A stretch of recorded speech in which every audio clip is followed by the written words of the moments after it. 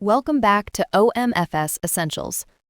The presence of an impacted mandibular third molar is not always benign.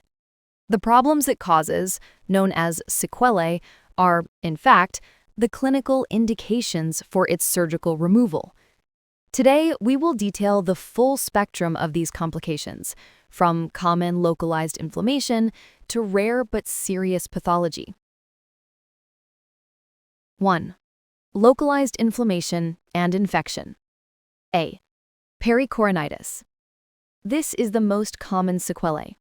It is defined as the inflammation of the soft tissue that covers the crown of a partially erupted tooth. Mechanism.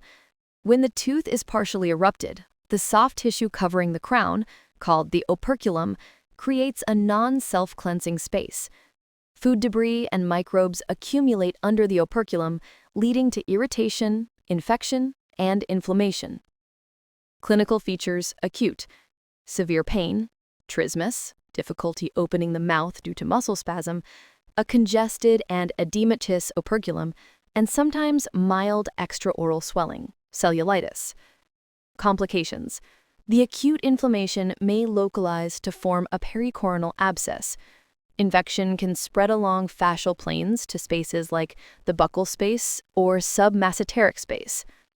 Management: acute stage, conservative treatment with antibiotics, analgesics, and local measures like irrigation. Surgical drainage is performed if an abscess is present. Definitive treatment, after resolution, operculectomy, removal of the operculum, is performed if the tooth is expected to fully erupt and be functional. If the tooth is abnormally placed and non-functional, definitive surgical removal is recommended. 2. Dental and periodontal damage. A. Caries. Mechanism: due to the tooth's partial eruption and poor contact with the adjacent second molar, the area is prone to chronic food impaction and is inaccessible for cleaning. Complication: this results in carious lesions not only in the impacted third molar, but also in the adjacent second molar. B. Periodontal pocket formation. Mechanism: food impaction between the second and third molars leads to apical migration of the gingival attachment. Complication: this creates deep periodontal pockets, leading to recurrent periodontitis and cemental caries on the second molar root. C. Root resorption of the second molar. Mechanism: due to chronic pressure exerted by the impacted third molar crown against the adjacent root of the second molar. 3. Pathology and neuroskeletal issues. A. Cyst and tumor formation, pathosis. Mechanism: the unerupted crown is covered by the reduced enamel epithelium. This embryonic tissue is pluripotential, capable of differentiating into various cell types. Complication: it can give rise to pathological conditions, most commonly a dentigerous cyst. Ameloblastic transformation, ameloblastoma, is a serious, albeit less frequent possibility. Indication: prophylactic removal is recommended to prevent this development, or in the case of a developing bud, a procedure called lateral trephination, surgical removal of the bud. B. Pressure symptoms. The deeply seated third molar can impinge upon the neurovascular bundle, inferior alveolar nerve, causing symptoms like dull pain, hypoesthesia, or tingling sensation in the lip or chin. C. Mandibular fracture risk. Mechanism: the impacted tooth occupies volume, undermining and weakening the bone at the angle of the mandible. Complication: this makes the mandible highly vulnerable to fracture in the event of trauma. 4. Orthodontic and functional issues. A.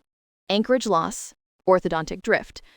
Mechanism: impacted third molars can exert a mesial pressure on the dental arch, causing teeth to drift forward. Complication: this mesial drift can complicate treatment and lead to anchorage loss. Thus, elective removal is often advocated before or during orthodontic treatment. B. Cheek biting, trauma from occlusion, TFO. Mechanism. 1. A buccally or posteriorly placed third molar can cause chronic traumatic ulceration of the cheek or retromolar soft tissue. 2. An unopposed upper third molar may super-erupt and traumatize the inflamed operculum or the soft tissue in the mandibular retromolar area. Indication: both the upper and lower non-functional third molars that cause recurrent trauma should be surgically removed. Summary: the impacted mandibular third molar is a continuous source of potential pathology. The list of indications for removal is comprehensive: infectious, pericoronitis, and the spread of odontogenic infection; dental, caries, periodontal pockets, and root resorption of the adjacent second molar; pathology, the risk of dentagerous cyst and tumor formation; skeletal neurologic, weakening the mandible against fracture and causing neurovascular impingement. A thorough evaluation of these sequelae is the basis for deciding when and how to intervene, ensuring we manage a potential problem before it becomes a major complication. You've been listening to OMFS Essentials. As always, keep mastering the essentials.